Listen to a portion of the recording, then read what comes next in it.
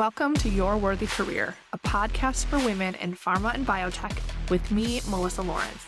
I am a certified career and leadership coach with a master's in organizational psychology who has worked in talent and learning development in biotech to large pharma, from non-clinical to commercial. I help women in pharma and biotech create a career worthy of them. Whether you want to get clear on what you want, get a new job, get promoted, or be effective as a leader at any level, this is the place for you. Every week, you will get practical career strategies and mindset shifts to help you overcome the problems you experience at work so you can reach your goals feeling better than ever. Your up level begins now. Hello and welcome to this week's episode of the podcast. I'm so happy to be here with you today. Now, when this episode comes out, I will be officially kicking off this next round of Beyond the Ceiling. I am so excited for the women that joined us. We have women who work in the lab, women who work at clinical sites, who are directors, who work in regulatory, just to name a few. These women work at small companies, large global pharma companies. Cannot wait to see how they all come together to grow, support each other, and learn from each other's experiences. The women that joined have similar but slightly different goals. Some are looking to grow as a leader, some are looking for a new job or promotion, and some are looking to get out of the lab and into a different scope of work. And I'm so excited for that. If you're thinking, what the heck is Beyond the Ceiling? What the heck are you talking about? Or maybe you heard what I was talking about, you saw all the Beyond the Ceiling buzz, but you didn't join this time and are interested in the future, then get on my wait list. This is going to be your place to be the first to know when I enroll for the next cohort later this year. So you can join the waitlist at my website at yourworthycareer.com/beyond. We'll put that in the show notes for you. Now, as I was having conversations with the women that were interested in the group, I was having a lot of conversations in a short period of time, and I was talking to a lot of job seekers. And I noticed a theme, and so something that I wanted to share with you today is something that came out of those conversations. I noticed that there are some things that you might be doing that are red flags to the companies that you want to work for. So let's go ahead and put those red flags on the podcast so you can see if you're doing any of these things, and of course, stop if you are. Now, if you're looking for a new job, actively in the job search, whether it's internal or external, there are some red flags that you could be doing that might seem logical to you or innocent, but could actually, from the perspective of the hiring manager or HR, make you look less desirable or even get you a lower offer. So we want to talk about those so you cannot do those, so you can avoid them. So let's dig into these red flags. The first one is applying to a lot of different jobs at the same company. If you're trying to get into a certain company and applying for everything you're qualified for, this could get you flagged and not taken seriously. If the position is the same or similar level and role responsibilities, department area than what you have experience in, that is totally okay. Sometimes companies can post for many of a same or similar position, and if you apply to all of those because they're all generally the same, that isn't really a problem.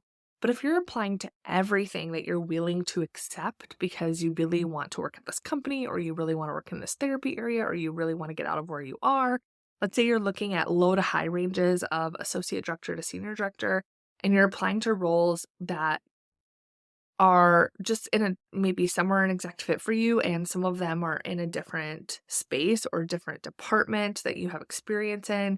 Your potential employer, if you're external, and management and HR, if you're internal, they could raise an eyebrow.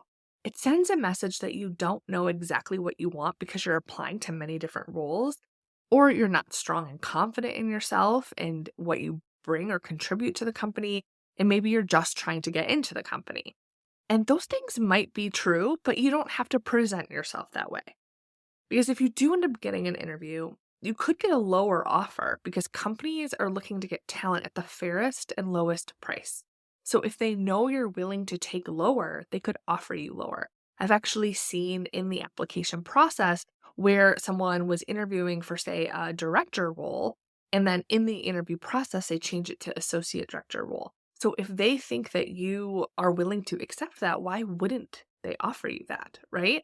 So you want to be careful in how you're presenting yourself, and that start with the application or even before, if it's you're meeting people before you apply. I've actually even been part of internal conversations where candidates were applying to internal roles they felt qualified for, but the roles they were applying to were too varied and they were applying too many times. And HR's reaction was, let's get this manager to have a conversation with this employee. Let's try to figure out what they want for their future. They seem really confused. The reaction wasn't, wow, look at this really talented employee who can do all of these things, right? Which is what we're often thinking if you're in that situation. So if you're applying to several different roles at, let's say, your company where you work and you feel that you're qualified or could do any of them, you may be thinking, look at all of the things that I can do for this company. But your company could be thinking, why doesn't this person have a more clear direction?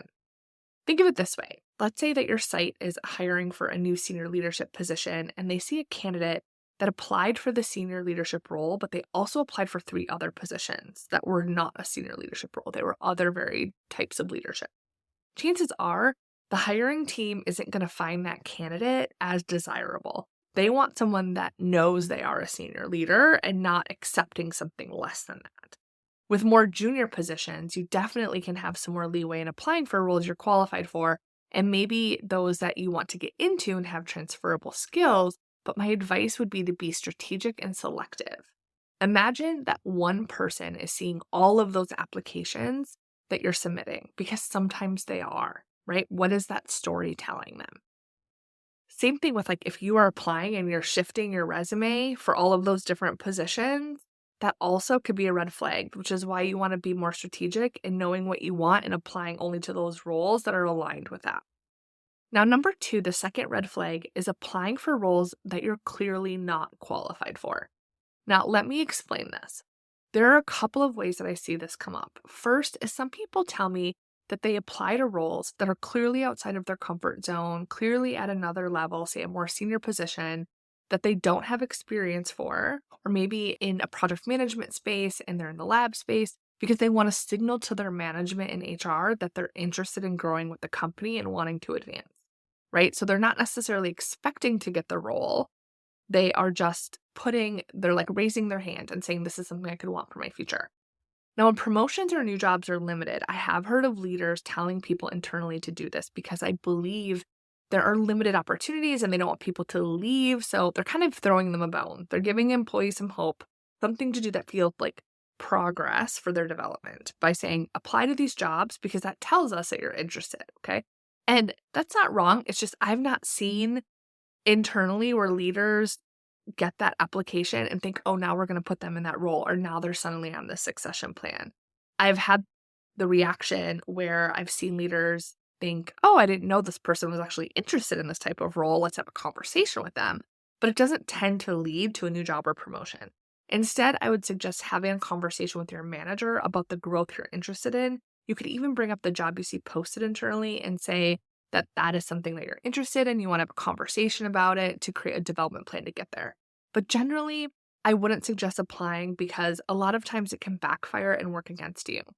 The other way I see this come up is when people apply to jobs, they actually do have transferable skills they're actually qualified, but they don't make it clear on their application and resume that they're qualified. People will incorrectly assume someone with a technical background or the hiring manager is going to be reviewing your resume or application and going to be able to connect those dots. They may also assume that someone with a technical background will be able to clearly see the transferable skills, but often it's not apparent, it's not clear. And if you're working with any sort of organization that uses technology to weed through resumes, then you have even a lesser chance of advancing your resume to get an interview or conversation. Transferable skills can get you the job, even over someone with direct experience, if you are presenting and positioning yourself in a compelling and confident way, but you have to do the work to tell that story. Don't expect someone else to figure out that you're qualified. Make it easy for them to see that you are. Someone asked me once, well, then do I have to have 10 different resumes so they're specific to the role? And the answer is no. If you know what you want, then you won't be applying to several different roles with different requirements. So you shouldn't need several different resumes. So if that's not clicking, then go listen to the first red flag I shared. Now, number 3, resume and LinkedIn do not match. This is a red flag. Resumes and LinkedIn, Think of LinkedIn like your storefront. It is your digital presence. Someone is going by and seeing who you are and what you're about. Most recruiters and hiring managers, and I say most because I don't know every person in the world, obviously, but I also don't know anyone who doesn't do this. They're going to look at your LinkedIn. If your LinkedIn tells a different story than your resume, this is a red flag. This is like the story in the news recently. I don't know if you heard about this, about the Wonka immersive experience in Scotland. There were all of these promotional advertisements of this beautiful and extravagant experience, and it was very compelling, and many children, I think like thousands, bought tickets. Families were excited to go to attend this chocolate wonderland. The theme was based on the movie. And they showed up and it was pretty much an empty warehouse with a few decorations. And I'm not even kidding. I read this in Time magazine. Children were offered a single jelly bean and lemonade. Now, if you haven't heard of this, you can Google this news story. The article I was looking at was in Time magazine. You can look it up. So anyway, this is a very dramatic example, but it gives you the picture. It's like your resume is this beautiful advertisement for the Willy Wonka experience, and the recruiter or hiring manager is excited about you. They're envisioning you working with them. They think you might be this perfect fit that they've been looking for. And then they go to your LinkedIn and it tells a completely different story. Maybe your LinkedIn is only partially completed. Maybe the information on your LinkedIn profile does not match what's on your resume. It has different skills, a different story, different background, different talents are highlighted. This could give the impression that you submitted a resume with false information, or that you elaborated your resume to get an interview, or you manipulated it to make it seem like you were more qualified than what you are, when that likely is not true. So at a minimum, I would suggest making sure your LinkedIn and resume are aligned. Even if your LinkedIn isn't perfect, I would just make sure that it's aligned with your resume. Number 4, generic resumes with buzzwords. Now, I get it. Writing a resume can be tedious, and you aren't sure exactly what to put on it that captures everything you're qualified and talented in. I've seen all levels of people struggle to write their resumes.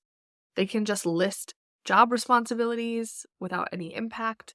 They use buzzwords like collaborative leader of high-performing teams without any qualifiers, or just regurgitate the job description. Now, with my clients, I actually provide you a resume template that follows the guidance I suggest and have seen be successful in getting interviews, just to simplify this process for you. It isn't that complicated when you know what to do, but imagine you're a hiring manager and the resume is clearly just a copy of the job posting, or it just has a bunch of fluffy, nice sounding words where someone clearly got creative with the thesaurus, but there isn't anything to back it up. It's most likely not going to go anywhere.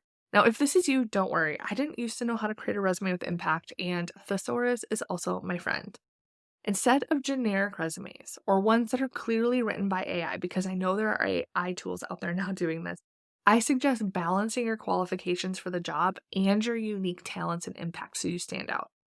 Now, as a side note, people spend a lot of time tweaking their resumes, and they don't have to be perfect if you aren't only relying on your resume to get the job. There are many ways to get a job in this industry where the resume isn't your first impression. Now, number 5, the 5th red flag, inaccurate information. Okay, I'm going to make this my last red flag for your application, although I feel like I could do several episodes on just this topic, so maybe there will be several parts coming in the future. But inaccurate information can look like grammar or spelling issues. It can also be false information or information that appears to be hiding something. For example, let's say you have a gap on your resume. That is not a problem, assuming there's a reason for the gap. But if you only reflect years and not months to try to hide the gaps in employment, then this could be an issue. So if you're having your jobs go 2019 to 2022, 2022 to 2024, right? If you are reflecting your experience in full years and you're not including the months, the hiring manager or recruiter could look at that and think, what are they hiding? Why are they not putting months on there? Okay. If you inflate your title because you think your job was more senior than the title you were given, or because you want it to match the job posting, this can also backfire on you. Instead, one thing you could do is to put your accurate title, but let's say that title was lead, because that's really common in the industry where leadership roles will be called lead, but then lead is also a more junior role. It just depends. And let's say you're applying for a director role, and at your company, a lead position is a director. then I would suggest putting a line on there that states that, or put director in parentheses after your title, because you have to remember that this resume may be getting you the conversation, but if you get the job, they're going to confirm these things. And you don't want to get as far as an offer and then have something like them thinking that you lied or anything is inaccurate, and then they don't trust you over something so simple that you could just resolve by being accurate and honest. Okay. Your resume is sometimes also just your hiring manager or company's first example of your work, right? So you're very talented, you're very qualified, you know what you're doing, right? You can't rely on them having multiple conversations with you and seeing you in practice to prove that. Your resume can sometimes be that first example of your work product. It tells them how you present yourself, how detail-oriented you are, how well you communicate, how verbose you are, your ability to prioritize. You can glean so much from how someone puts together their resume. So I suggest being thoughtful about what you choose to say on it and how you do it. All right, those are my 5 application red flags for today. I hope you enjoyed this episode. Share it with someone who needs to hear it, and I will talk to you next week. Thank you for listening to this episode of Your Worthy Career. Visit yourworthycareer.com for full show notes and additional resources to help you on your career journey. Speaking of resources, if you enjoyed today's show, you will love being an email VIP insider where I share trainings, tools, and behind-the-scenes content exclusive to my VIP list. Become a VIP and join us at yourworthycareer.com. See you next week.